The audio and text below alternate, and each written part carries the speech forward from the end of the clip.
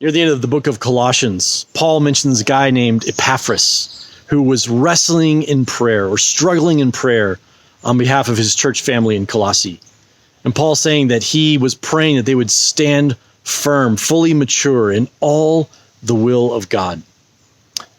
So, church family, on behalf of the other elders and staff, we want to invite you to a new initiative called Pray5, where during this time of pandemic, when we need to be praying for each other more than ever before, we want to invite you to be praying fervently for each other as a church family.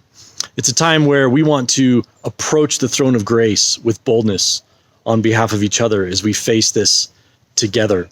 And so over the course of the next week, you'll receive an email with a list of 5 names of people in LVC to be praying for. These are adults, so if you have an adult name where you know they have a spouse and children, just pray for them however you can. But as you get these names of 5 adults, know that 4 or 5 other adults will be praying for you throughout the week. And so it's a bit less than 1 per day. So we want to just encourage you to take 1 person per day, lift them up beginning in the morning, and then in a spirit of prayer throughout the day, just as the Lord brings things to your mind, to be praying for them, to approach the throne of grace with boldness, that the Lord might help them in their time of need. And as you pray for them, listen to the voice of the Holy Spirit, who may want to bring to you, to your mind and your heart, a word of encouragement, to see maybe it's a Bible verse or a picture that he gives you in your time of prayer for them.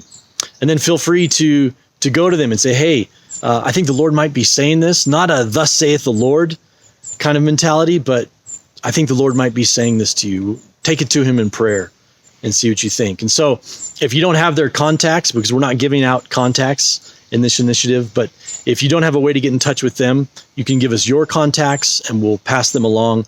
And we just want to see, church, over these next months, what the Lord might do through this, what kind of testimonies might come up as we seek the Lord's face on behalf of each other. So please don't see this as a way to expand your professional or social media networks, but the point here is to rally around each other in prayer and encouragement during this time. So be checking your email. Please be faithful in praying for these 5 people, 1 person per day. And let's storm the gates of heaven, church. Let's approach the throne of grace with boldness. May the Lord help us during this time.